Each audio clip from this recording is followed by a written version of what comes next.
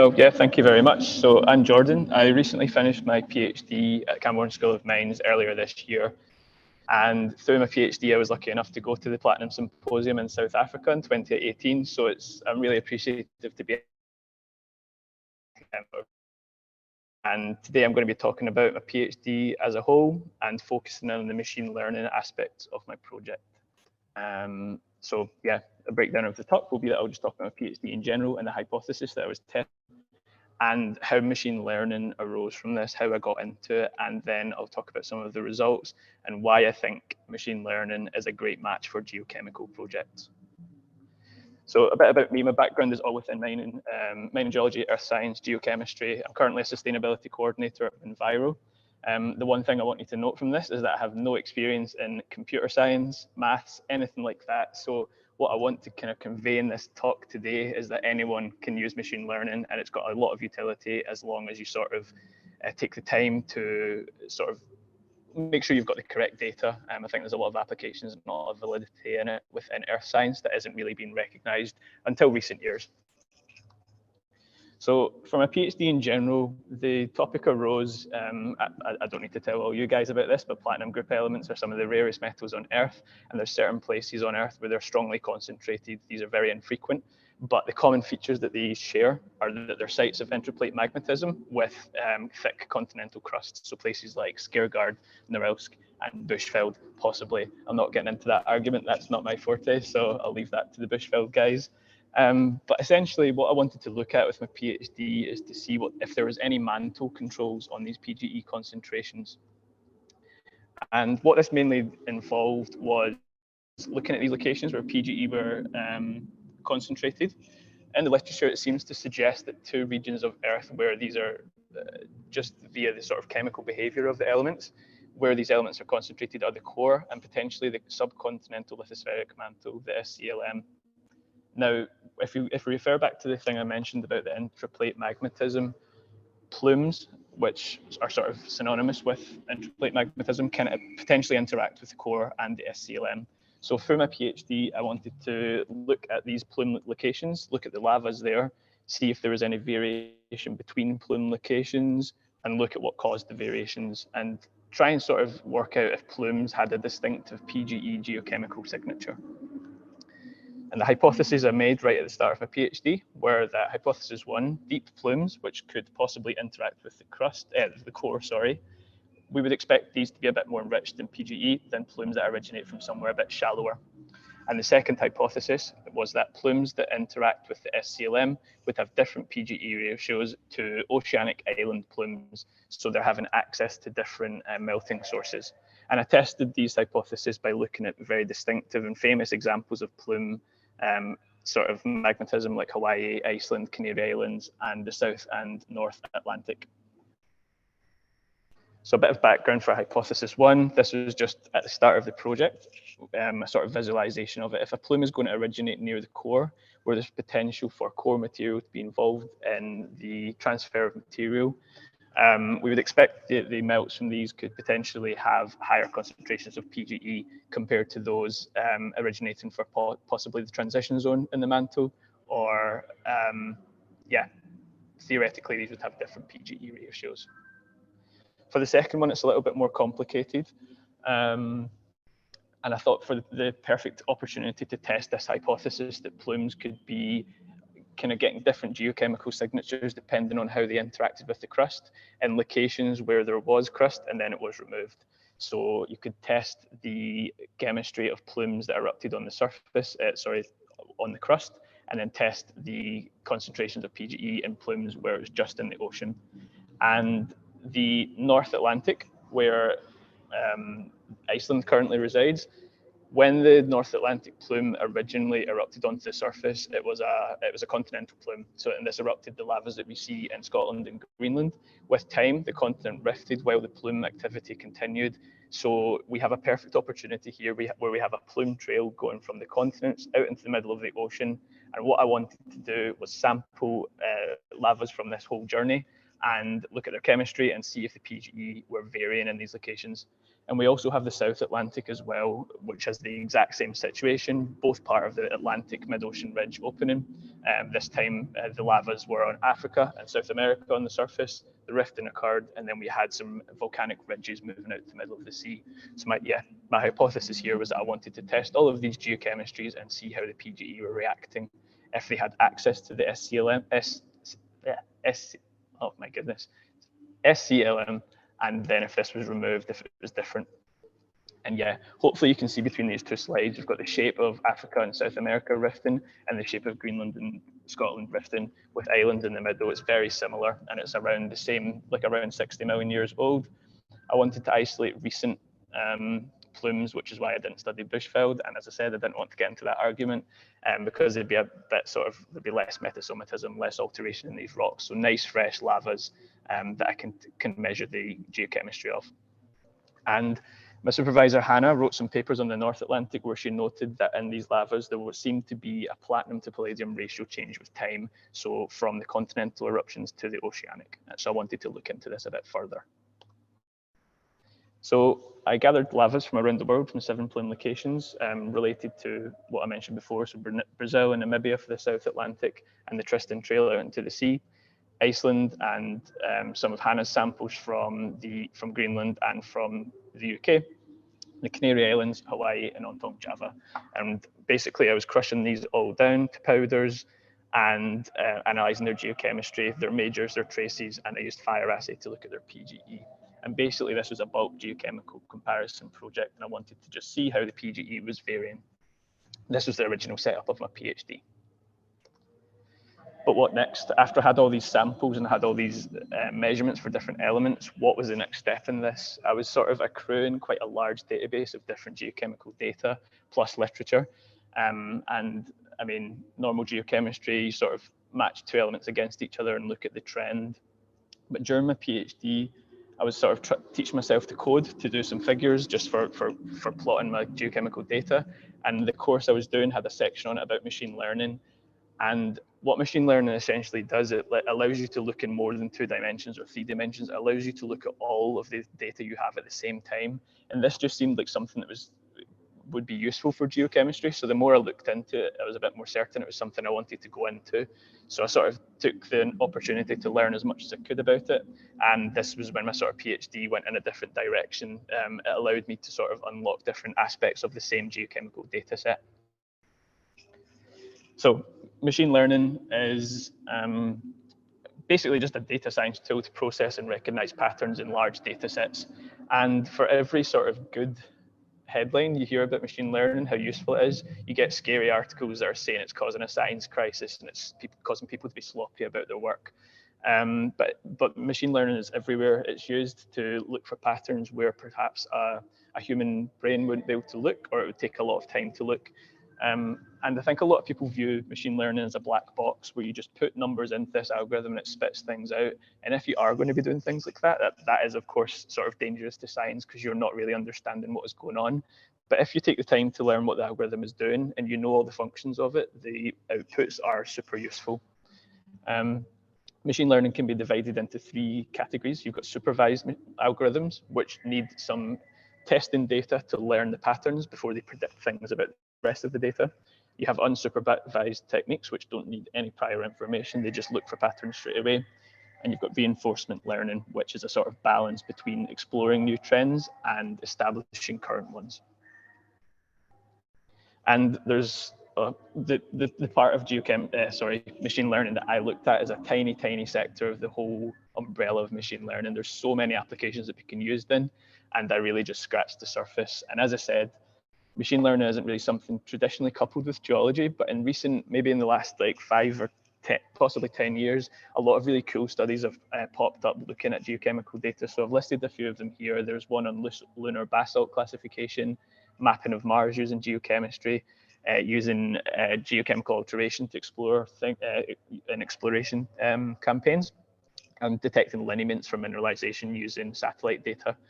But what I wanted to do with my 3 machine learning chapters wasn't to negate the need for traditional geochemistry, because I don't think it's a replacement thing. It's something that goes side by side. So you have your geochemical studies, your sort of element modeling and your quantitative modeling, and you can match machine learning beside this to look for things that you might have missed. And essentially, these were the sort of things I was looking at, clustering and visualizing big data.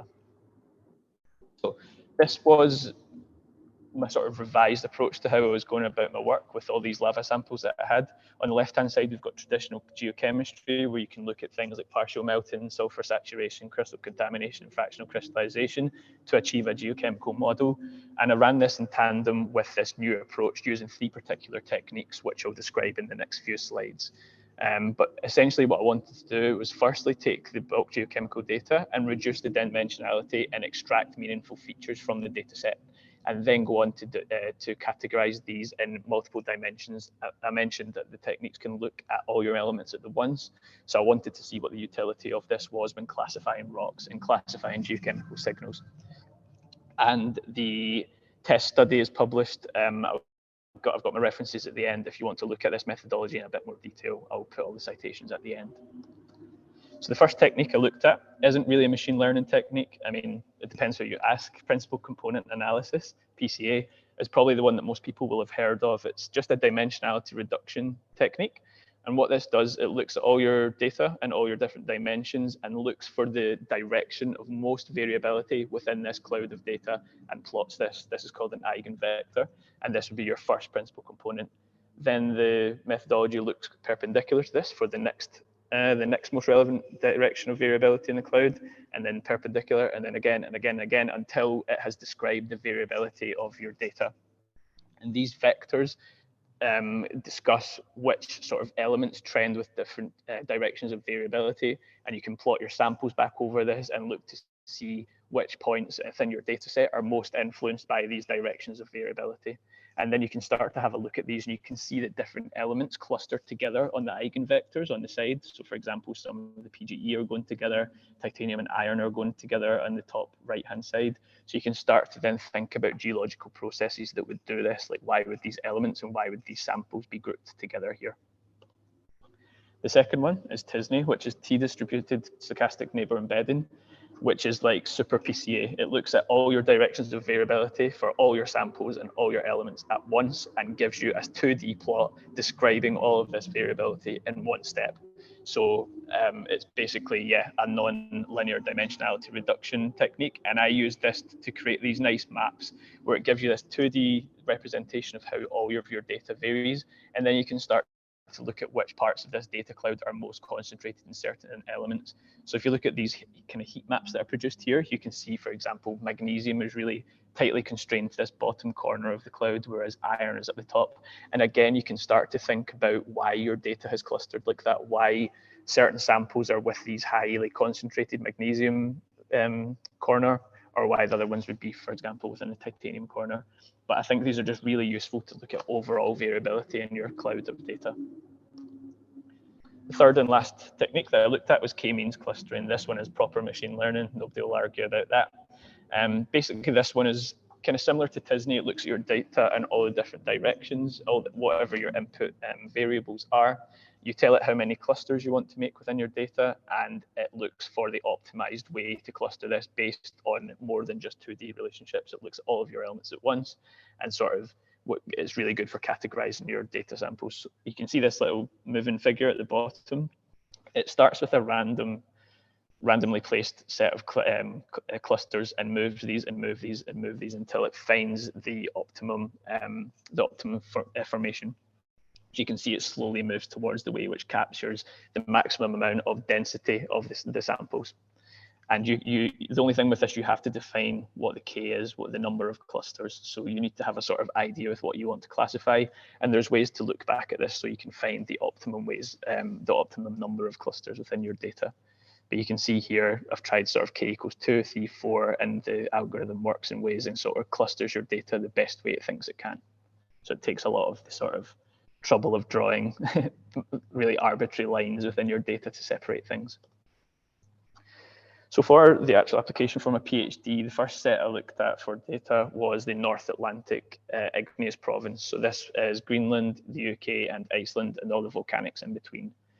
And what the main sort of outcome of this part of the study was that there was 3 distinct multi-elemental geochemical end members. I used 11 elements in this this application, which included titanium, copper, the PGE, magnesium, chromium, nickel, and it found very distinctive groupings throughout this region. So it was able to find differences between the continental members and the oceanic members very well. But what it did struggle to map out was platinum, which is obviously not very useful because that was the platinum group elements. It's the element that gives the group its name. I wanted a really distinct trend of how platinum was varying.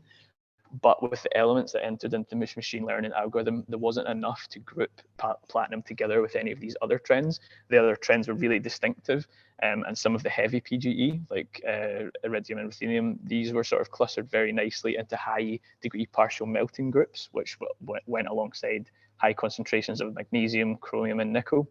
But the PGE was a bit more inconclusive. It seemed to vary independently or locally, so that needed something a bit more in the model. Unfortunately, only had 11 elements measured for some of these samples because they were from either literature or from other people's samples. So I wasn't able to give the model the amount of elements that it needed to sort of resolve the platinum group element trends. But I think it was a really good study for testing the methodology, and the results of how it worked in terms of visualizing the data I thought were excellent, and I was really happy with the way it turned out. I just needed a bit more to zone in on what was causing the platinum to vary.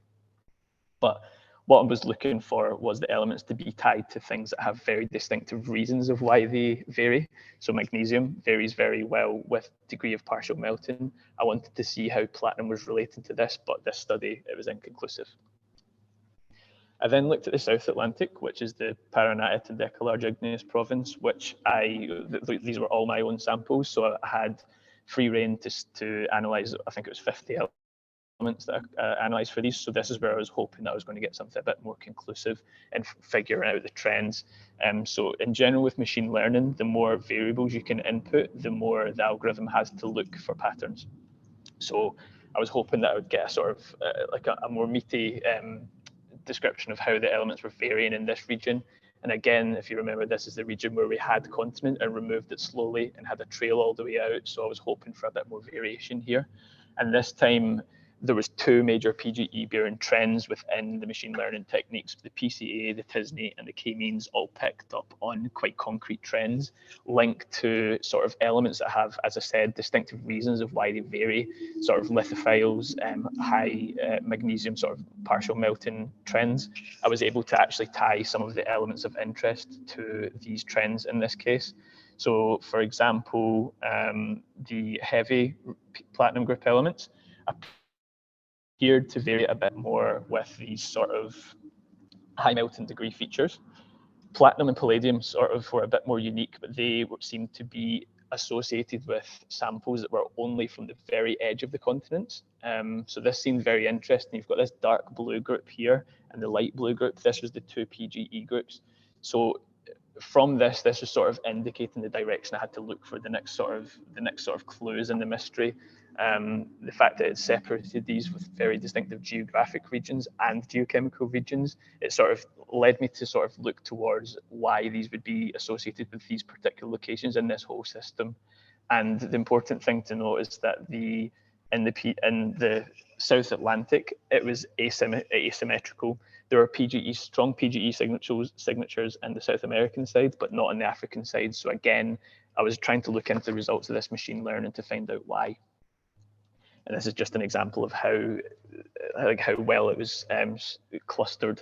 So you can see, for example, this purple group, the high titanium group. This is the geochemical signatures through these 50 elements were isolated in one place in the whole of the PLIP. So it's really interesting that the geochemical and geography sort of information were completely overlapped, and this continent edge effect is where the high platinum group element clusters were found. So the sort of implications from these 2 studies, whether there are distinct geodynamic controls on the metallogeny to do with the location of the lavas, what they were erupting through, where it was in this sort of rifting process. So from the early hypothesis, the variation of the lavas from the continental to the oceanic part was very well demonstrated in these. And for the South Atlantic, we were able to tie the platinum group elements a bit higher and a bit higher resolution to what was going on here. It seemed to be that the titanium split in the South Atlantic was the main thing that was changing what types of PGE were concentrated here. Ruthenium was a bit more sort of doing its own thing, which I've sort of looked into in my traditional geochemical papers, which I'll also link at the end. But in terms of the machine learning, ruthenium was a bit harder to pin down. So what I wanted to do next was take the learnings from this continent edge, sort of the apparent trend for the edge of these systems to be where PGE are most concentrated, and look at this on a global scale. So take in literature samples from places like Hawaii, Canary Islands, and see if this fitted into the narrative of a global PGE system. I know it's very ambitious, and it's probably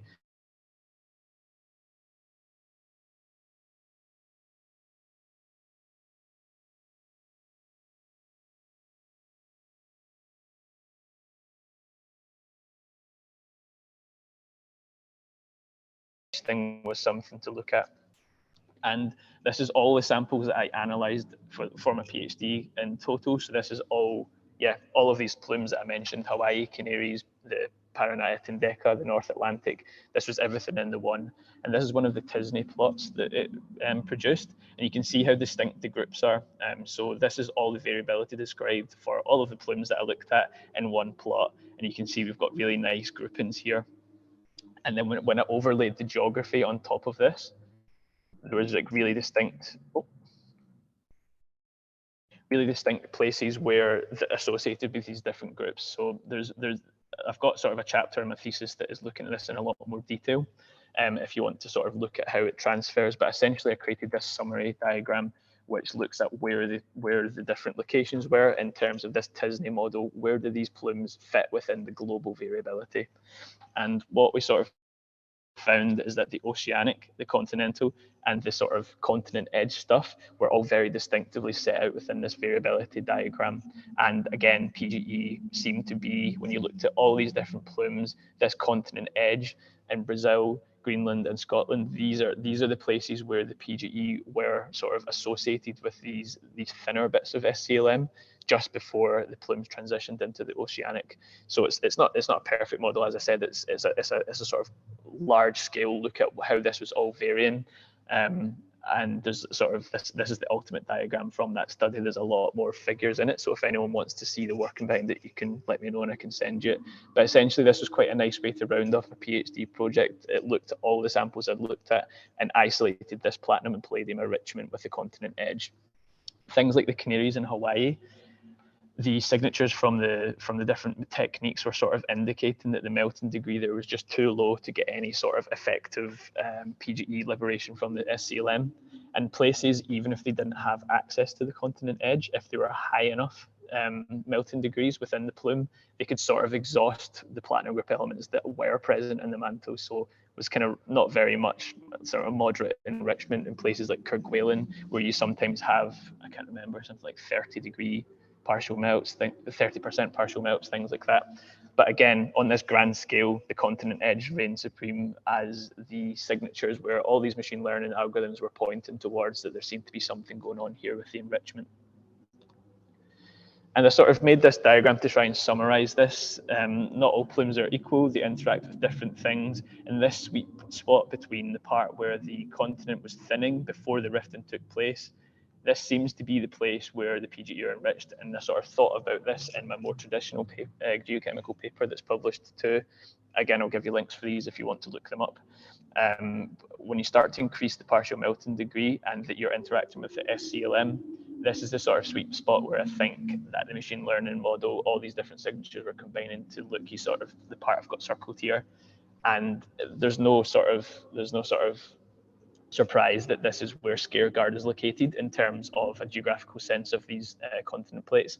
And also like Rum in Scotland, there's nothing been discovered in Brazil as yet, but I think I've seen some studies where they've found sills that are really concentrated in PGE in this location. Again, it's this continent edge effect just before the rifting occurred. So like I'm not saying I've cracked the PGE mystery of what concentrates and whatsoever, but the machine learner has allowed me to sift through all this data that I have and look at all the different signatures possible at the once. And I think it's got quite a neat conclusion to look at it, and it gives a sort of first pass of an exploration eye. Where's the sort of place that you can look at for platinum group signatures? You wouldn't look in Hawaii, for example. It's out in the middle of the ocean. It doesn't have access to this SCLM, and the melting degrees aren't great. But it sort of guides early exploration, these continent edge effects. So if anyone looks there and finds some platinum in Brazil, please let me know and cite me, please. And I sort of made this mineral systems approach. This diagram is a sort of prescribed thing that people on the right-hand side that people have made for things like komatiites and different more sort of well understood mineral systems like porphyries and things. So I looked at all the different information from my machine learning modules and my traditional models to look at things that would influence the formation of a good PGE ore deposit. And for me, the main thing in this red box was if any of these things occurred, it sort of wiped out the chance of you having a mineral deposit in the first place. So if there's any sulfur saturation, which then removes your PGE in this melting system before the deposition occurs, that exhausts all your platinum, and you can't get to the next stages where you're sort of trapping the magmas to form ore deposits. And if there's any chalcophile loss, which is kind of similar, any other sort of like copper and things like that are getting removed, you've got a good chance that you're going to be taking away your PGE. So this sort of diagram here summons the idealized situation based on my work and some literature where you could possibly form a mineral system for platinum. And the key to it is enrichment from the SCLM. You need the SCLM to be there, and you need the melting conditions to be correct, and you need the PGE to be enriched in the SCLM prior to that, which is sort of research that Hannah has completed, looking at these continent edges and sort of looking at ways in which platinum could be isolated and concentrated in these like sort of keels below the continents.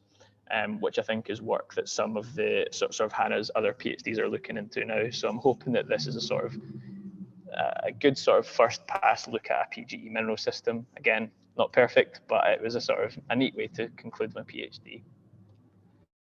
And yeah, so I've got some citations here. The one in bold, number 7, is the machine learning methodology for geochemical data sets. The one thing I would say is that if you're going to be using machine learning, you need to make sure that the data is suitable. It has to be normalized, because if you're just going to plug percentages of sort of major elements, ppb of PGE, these biases in how the elements are concentrated in the scales will just mess up the algorithm. It just won't work.